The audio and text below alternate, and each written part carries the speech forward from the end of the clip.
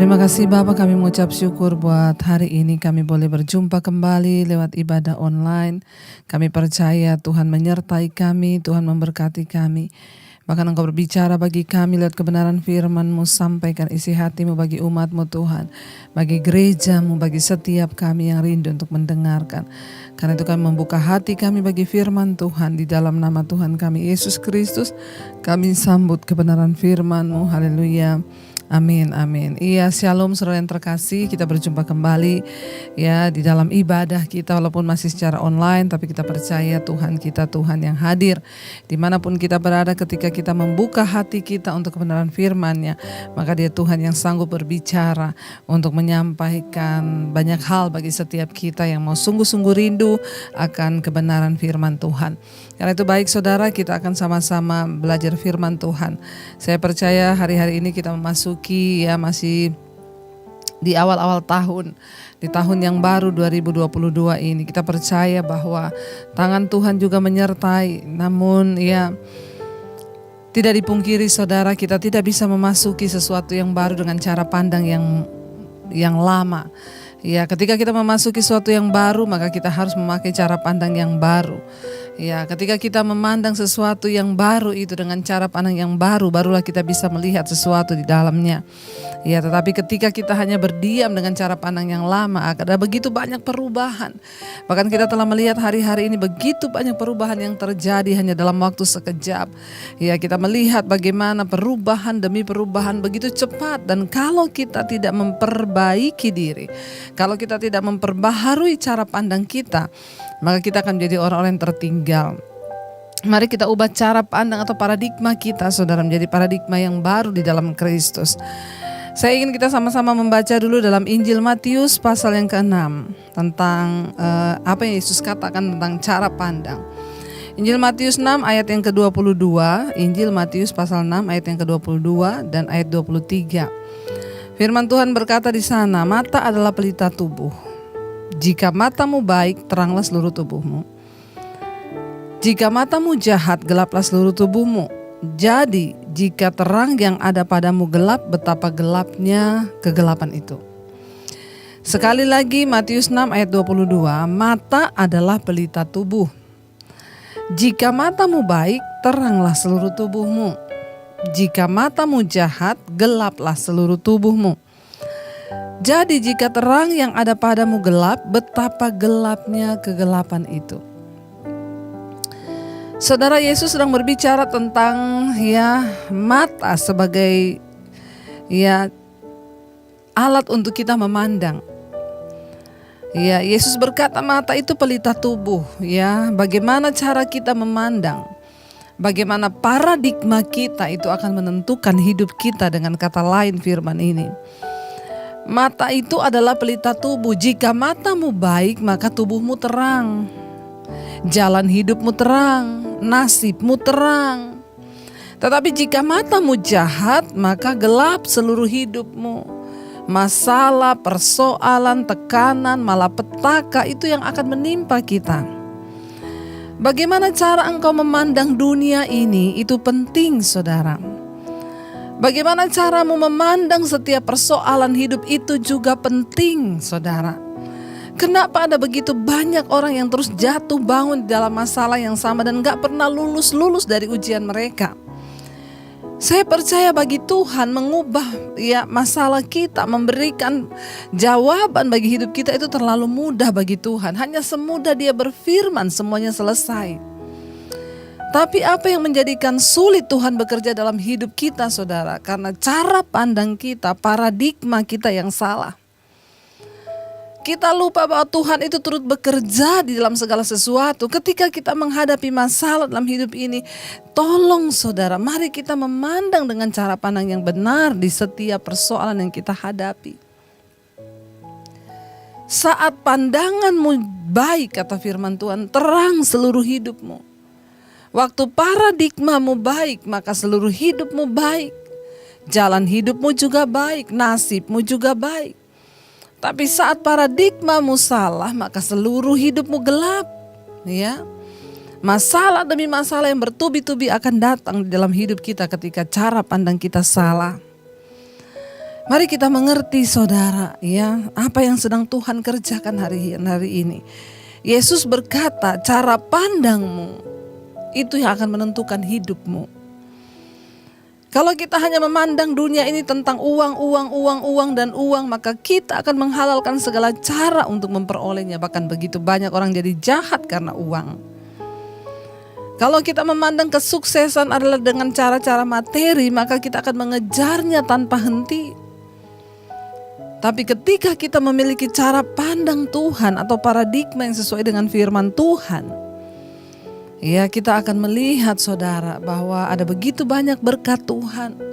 Ada begitu banyak cara Tuhan bagi hidup kita. Bahwa berkat di dunia ini bukan hanya bicara tentang uang. Kita akan tahu bahwa kebahagiaan tidak bisa dinilai dari harta atau apapun yang sifatnya sementara.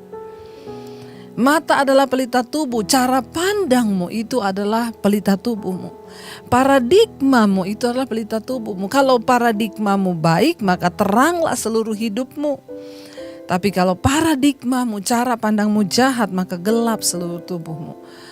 Tuhan bahkan sanggup menjadikan persoalan menjadi berkat waktu cara pandang kita itu benar.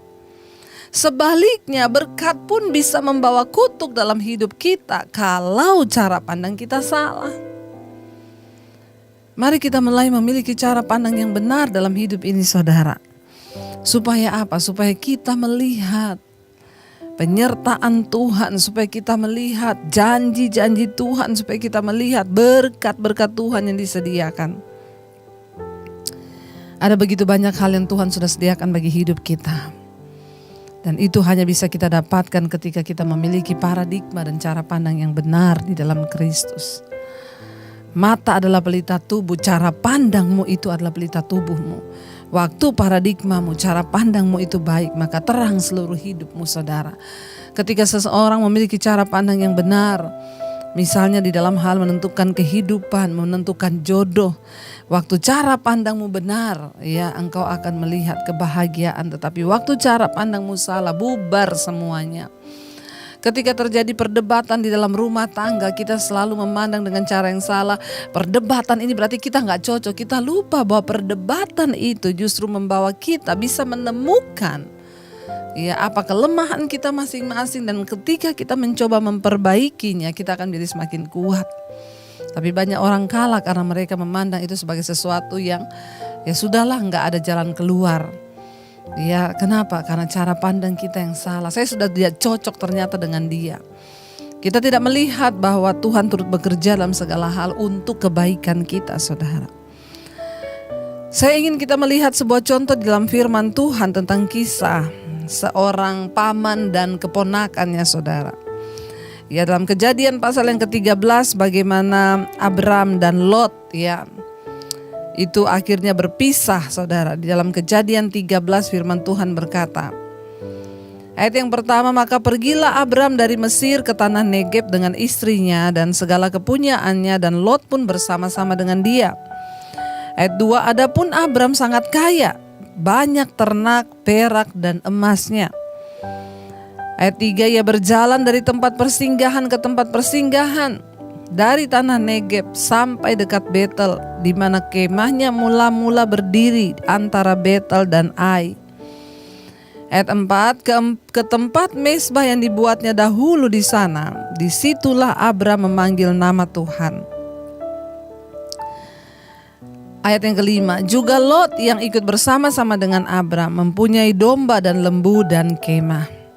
Ayat 6, tetapi negeri itu tidak cukup luas bagi mereka untuk diam bersama-sama, sebab harta milik mereka amat banyak sehingga mereka tidak dapat diam bersama-sama lagi. Ayat yang ketujuh, karena itu terjadilah perkelahian antara gembala Abram dan gembala Lot. Waktu itu orang Kanaan dan orang Feris diam di negeri itu. Ayat 8, maka berkatalah Abram kepada Lot, janganlah kiranya ada perkelahian di antara aku dan engkau, dan antara para gembalaku dan para gembalamu, sebab kita ini kerabat, kita ini saudara, kata Abraham. Ya, jadi saudara, ceritanya di sini adalah Lot dan Abraham berjalan bersama-sama, ya, dan mereka pindah dari satu tempat ke tempat yang lain, kata firman Tuhan. Tapi karena Abraham ini sangat kaya, hartanya banyak sebab dia disertai Tuhan. Ya, orang yang disertai Tuhan akan diberkati oleh Tuhan. Karena itu jangan iri melihat orang yang diberkati Tuhan, saudara. Tapi jangan puas menjadi hanya orang kaya, tapi kita mau menjadi orang yang diberkati seperti Bapak Abraham. Asalkan kita memakai berkat itu untuk kepentingan bagi kerajaan sorga. Alkitab berkata, adapun Abraham sangat kaya, banyak ternaknya, perak dan emasnya. Ya, ia berjalan dari tempat persinggahan ke tempat persinggahan, dari tanah Negeb sampai dekat Betel, di mana kemahnya mula-mula berdiri antara Betel dan Ai. Ya, dikatakan di sana ke tempat mezbah yang dibuatnya dahulu. Di sana, disitulah Abraham memanggil nama Tuhan. Jadi Abraham ini sudah berjalan dari satu tempat ke tempat yang lain ketika dia hendak mencari tempat untuk dia menetap. Lalu Alkitab berkata akhirnya dia sampai ke salah satu tempat di dekat Betel. Ya, di mana kemahnya mula-mula berdiri di Betel. Kita tahu bersama Betel adalah tempat ya di mana Tuhan hadir ketika Abraham pertama kali mendirikan mezbah.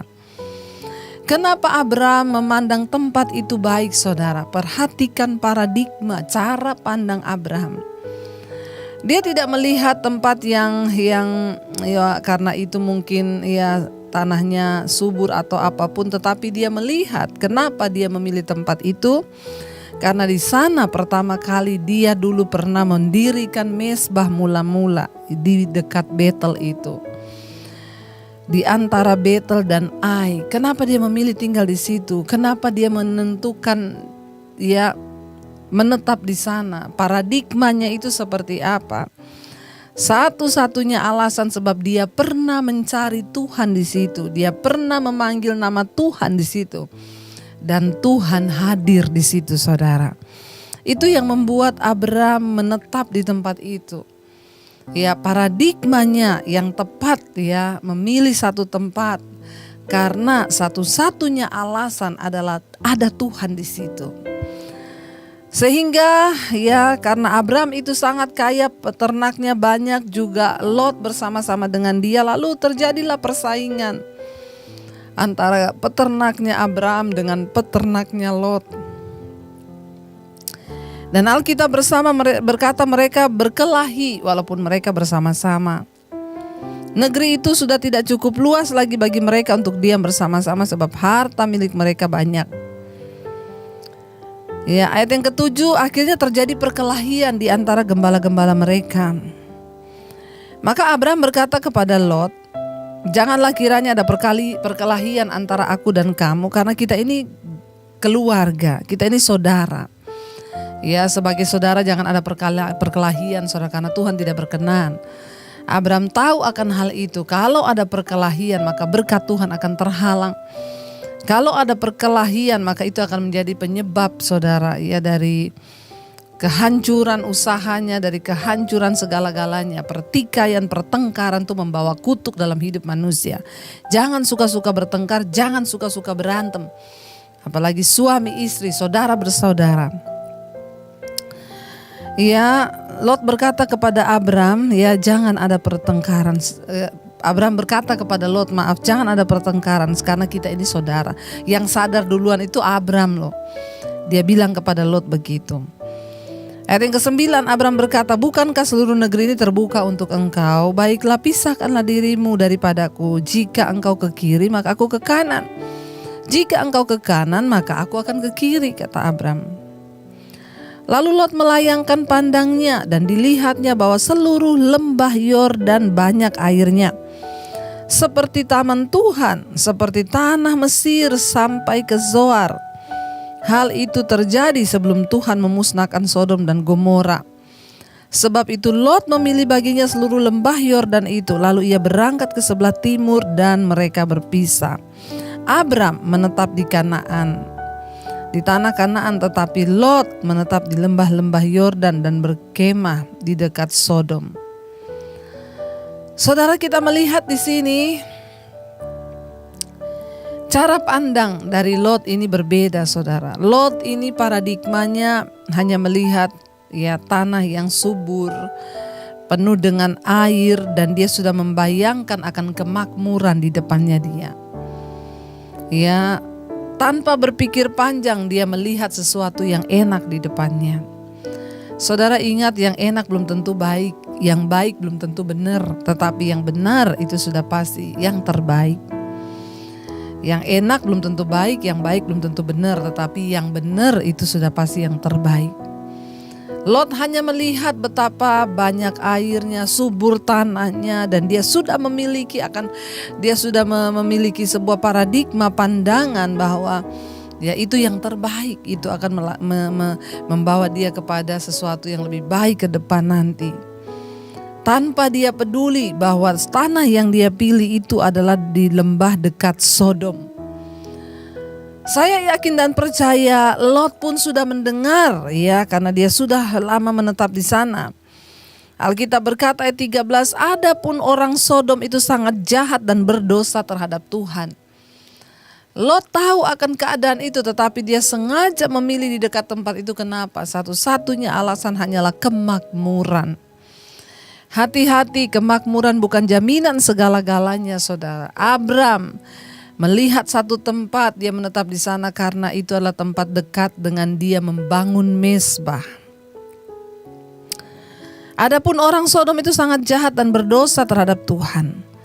Setelah Lot berpisah daripada Abram, berfirmanlah Tuhan kepada Abram, pandanglah sekelilingmu dan lihatlah dari tempat engkau berdiri ke timur dan barat, utara dan selatan, sebab seluruh negeri yang kau lihat itu akan kuberikan kepadamu dan kepada keturunanmu untuk selama-lamanya. Abram tidak tamak, Abram tidak culas, dia tidak berkata, Lot, saya sama kamu tuh lebih tua saya loh, ya jadi saya yang harus memilih lebih dulu. Enggak. Abram memberikan kesempatan kepada Lot untuk memilih sesuai dengan keinginannya. Ya, Abram mengalah, saudara. Orang yang suka mengalah itu mesti diberkati, saudara. Makanya jangan suka adu otot, jangan suka, saudara, ya sesuatu yang ya sifatnya hanya eyel-eyelan, bahkan sampai kepada berantem. Ya, Abram menyuruh Lot lebih dulu memilih, ya. Dia tidak tamak, dia tidak mencari keuntungan bagi dirinya sendiri. Kenapa, saudara? Karena paradigma Abram itu kepada janji Tuhan dia percaya. Abram percaya paradigmanya bukan soal tempatnya, bukan soal tanahnya, tetapi soal penyertaan Tuhan. Abram bapak orang beriman, karena dia sangat beriman. Dia terlalu percaya mau seburuk apapun tanah yang dia diami, asal ada Tuhan, maka Tuhan yang sanggup mengubah kutuk menjadi berkat. Saudara, ya, Lot memilih tempat yang enak. Abram ngalah ketika Lot memilih. Sebenarnya Abram bisa bilang, aku udah duluan lihat itu loh, kamu ini kan cuma ikut aku. Ya gak berhak dong kamu memilih tempat itu. Bisa. Orang yang suka mengalah, orang yang sabar, orang yang selalu menyerahkan haknya itu akan disertai Tuhan. Ya, ubah cara pandangmu hari ini. Kalau engkau menjadi orang yang suka eyel-eyelan dengan saudaramu, engkau orang yang suka berantem, engkau orang yang suka mau dianggap benar, terus bertobat, saudara, tanggalkan semuanya itu. Miliki paradigma yang benar. Ya, ketika Abram tidak memaksakan diri, dia menyerahkan seluruh haknya kepada Lot untuk memilih. Tuhan memberkati dia. Tuhan bilang, aku akan memberikan seluruh negeri yang kau pandang ini bagi keturunanmu, anak-anakmu. Ya, dan Tuhan memberikan janji, dan aku akan menjadikan keturunanmu seperti debu tanah banyaknya. Sehingga jika seandainya ada yang dapat menghitung debu tanah, keturunan pun akan dapat dihitung juga. Bersiaplah, kata Tuhan, jalanilah negeri ini menurut panjang dan lebarnya, sebab kepadamu lah akan kuberikan negeri ini. Sesudah itu Abram memindahkan kemahnya dan menetap di dekat pohon-pohon tarbantin di Mamre dekat Hebron. Lalu didirikannya mezbah di situ bagi Tuhan. Akhirnya Abram datang ke satu tempat, dan di sana yang pertama dia lakukan adalah mendirikan mezbah bagi Tuhan. Saudara, Abram memiliki paradigma yang berbeda dengan Lot. Kita tahu bersama pada akhirnya Lot Ya, terjadi kehancuran dalam kehidupannya karena dia memilih tempat. Paradigmanya yang salah, hanya melihat tanah yang subur dekat Sodom, ternyata membawa kehancuran bagi keluarganya. Kita tahu bersama Sodom dan Gomora dihukum oleh Tuhan. Lot kehilangan istrinya, saudara. Mari saudara, ketika kita memiliki cara pandang yang benar, mari kita memandang hidup ini dengan caranya Tuhan. Mari kita memandang setiap masalah kita dengan caranya Tuhan. Kita percaya bahwa Dia Tuhan yang turut bekerja dalam segala keadaan untuk mendatangkan kebaikan bagi kita. Kita mau katakan, Tuhan, kami mau memandang kepada Engkau. Karena kami percaya ketika kami menaruh pandangan kami kepada Tuhan, kami akan melihat janji-janji-Mu. Kita mau berkata, memandang wajah-Mu Tuhan. Biar kita senantiasa memandang Tuhan. Waktu kita memandang wajah-Nya, kita menemukan pikiran Tuhan, sehingga cara pandang paradigma kita akan diubah. Terima kasih atas segala kebaikan dan anugerah-Mu dalam hidup kami Tuhan. Terima kasih Yesus buat segala kebaikan. Memandang wajah-Mu, mengikuti kebaikan-Mu, mengejar hadir-Mu dalam hidupku. Kami bawa sembah, membawa sembahku, menyatakan kebesaran-Mu, mengejar hadir-Mu dalam hidupku. Ajar kami memiliki cara pandang yang benar atas hidup kami Tuhan, atas masalah, atas persoalan, bahkan atas setiap pilihan-pilihan hidup yang harus kami ambil. Biar paradigma kami diubahkan sesuai dengan firman Tuhan.